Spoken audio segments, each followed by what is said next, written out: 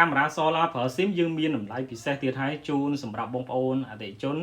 ដែលតម្រូវការទិញដាក់នៅដីចម្ការផ្ទះបុរីដែលគ្មានភ្លើងគ្មាន Wi-Fi ទៅដល់ model camera នេះគឺលក់ដាច់បំផុតដោយសារវាទំនើបមានភ្នែកពីរចាប់បានពីប្លង់ខាងលើនិងប្លង់ខាងក្រោមប្លង់ខាងលើយើងអាចកាច់ចុះឆ្វេងស្ដាំយើងអាចកាច់កាមេរ៉ាចូលខាងក្រោមបានផងដែរហើយសម្រាប់កាមេរ៉ាខាងក្រោមនោះគឺវិល360ដឺក្រេយើងអាចបញ្ជាលើទូរស័ព្ទបងប្អូនចង់ដាក់ឆ្វេងស្ដាំចុះក្រោមណាបាទតាមចិត្តដែលបងប្អូនចង់មានមុខងារ sensor ចាប់សកម្មភាពមនុស្សទៅទីកន្លែងណាកាមេរ៉ាវិលទៅកន្លែងហ្នឹងហើយយើងអាច voice សំឡេងឆ្លើយឆ្លងបានក្រុមគ្រួសារដែលចង់ចូលមើលក៏យើងអាច share កាមេរ៉ាបានផងដែរចំណាយមួយខែត្រឹមតែ$1ឬក៏$4ប៉ុណ្ណោះក្នុងមួយខែបងប្អូនចាប់អារម្មណ៍យើងមានតម្លៃពិសេសនិង free សេវាកម្មដឹកជញ្ជូនគ្រប់ខេត្តក្រុងបងប្អូនចាប់អារម្មណ៍អាចឆាតតាម TikTok